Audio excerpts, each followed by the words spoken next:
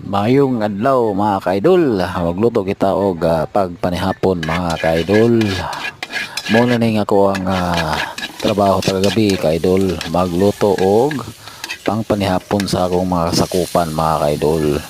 Para yun uli ni Mrs. mga kaidol, busog-lusog mga kaidol sa akong gilutong adobong baboy mga kaidol. Shout out mga kaidol sa tanaw akong mga amigo diha mga kaidol.